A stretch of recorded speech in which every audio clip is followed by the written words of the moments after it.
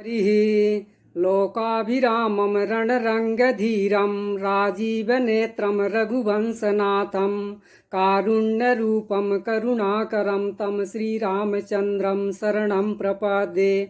मानस प्रेमियों, श्री रामचरितमानस में भगवान के प्रभाव वर्णन में आपका स्वागत है। पूर्व भाग में आपने बालकांड दोहा क्रमांक 265 से 297 तक में आए भगवान के प्रभाव का वर्णन सुना। अब आज दोहा क्रमांक 298 से 323 तक में आए भगवान के प्रभाव का वर्णन सुनेंगे। दोहा क्रमांक 302 की दूसरी चौपाई की दूसरी पंक्ति में प्रभाव वर्णन है कि बारात देखकर देवता हर्षित हुए और सुंदर मंगलदायक फूलों की वर्षा करने लगे।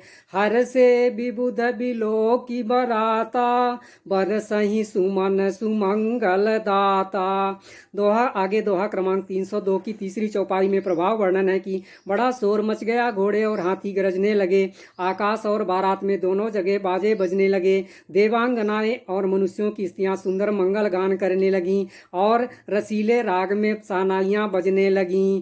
भयउ कोलाहल हय गय गाजे, व्योम बरात बाजने बाजे, सुर नर नारी सुमंगल गाई, सरस राग बाजहि सहनाई। आगे दोहा क्रमांक 312 की दूसरी चौपाई की पहली पंक्ति में प्रभाव वर्णन है कि सीता जी के स्वयंवर में जो राजा आए थे वे श्री रामचंद्र जी का निर्मल यश और महान यश गाते हुए अपने अपने घर गए। कहत राम जसु बिसद विशाला, निज निज भवन गए महिपाला। दोहा क्रमांक 314 की पहली चौपाई में प्रभाव वर्णन है कि देवगण सुंदर मंगल अवसर जान करके नगाड़े बजा बजा करके फूल बरसाते हैं। शिव जी, ब्रह्मा जी आदि देव वृंद यूथ यानी टोलियां बना बना करके विमानों पर जा चढ़े। सुरन सुमंगल अवसरु जाना, बरसहि सुमन बजाई निशाना, शिव ब्रह्मादिक विबुध बरूथा, चढ़े विमान नाना जूथा। दोहा क्रमांक 314 की दूसरी चौपाई में प्रभाव वर्णन है कि देवता पुलकित शरीर से हृदय में उत्साह भर करके श्री रामचंद्र जी का विवाह देखने चले। जनकपुर को देखकर देवता इतने अनुरक्त हो गए कि उन सबको अपने अपने लोक तुच्छ लगने लगे।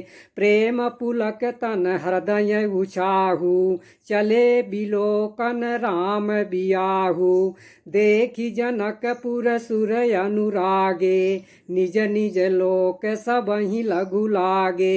दोहा क्रमांक 314 की तीसरी चौपाई में प्रभाव वर्णन है कि देवता विचित्र मंडप के को तथा नाना प्रकार की सब अलौकिक रचनाओं को चकित होकर देख रहे हैं। चित बहि चकित विचित्र बिताना, रचना सकल अलौकिक नाना। दोहा क्रमांक 314 में प्रभाव वर्णन है कि शिव जी ने सब देवताओं को समझाया कि तुम लोग आश्चर्य में मत भूलो, हृदय में धीरज धरकर विचार करो कि यह अखिल ब्रह्मांड के परमेश्वर साक्षात भगवान श्री सीताराम जानकी का विवाह है। शिव समुझाए देव, शिव समुझाए देव, सब जनि आचरज भुलाहु, हृदय विचारहु धीर धरि, सिय रघुबीर बियाहु।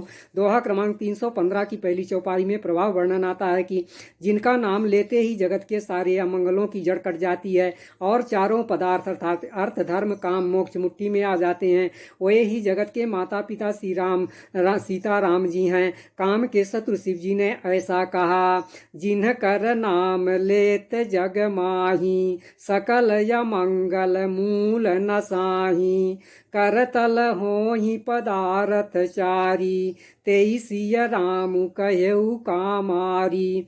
दोहा क्रमांक 318 के छंद में प्रभाव वर्णन है कि कौन किसे जाने पहचाने, आनंद बस हुई सब दूल्हा बने, ब्रह्म का परिछन करने चली। मनोहर गान हो रहा है, मधुर मधुर नगाड़े बज रहे हैं, देवता फूल बरसा रहे हैं, बड़ी अच्छी शोभा है।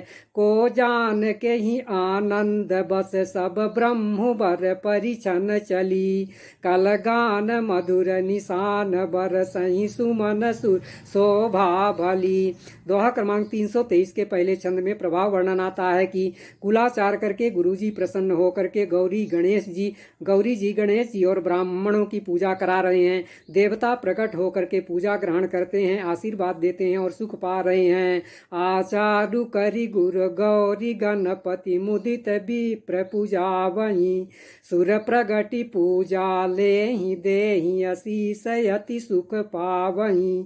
दोहा क्रमांक 323 के दूसरे छंद में प्रभाव वर्णन आता है कि स्वयं सूर्य देव प्रेम सहित अपने कुल की सब रीतियां बता देते हैं और वे सब आदर पूर्वक की जा रही हैं। कुल रीति प्रीति समेत कवि कही देत सबु सादर कियो, एहि भांति देव पूजाई सीत सुभग सिंहासन दियो।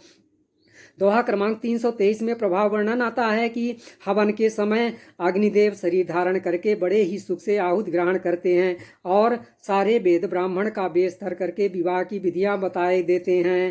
होम समय तनु धरिया नलु अति सुख आहुति लेहि, विप्र वेश धरि वेद सब कही विवाह विधि देहि। इस प्रकार से आज के वर्णन का ही विश्राम, आगे का वर्णन आगे भाग में सुनाया जाएगा। धन्यवाद।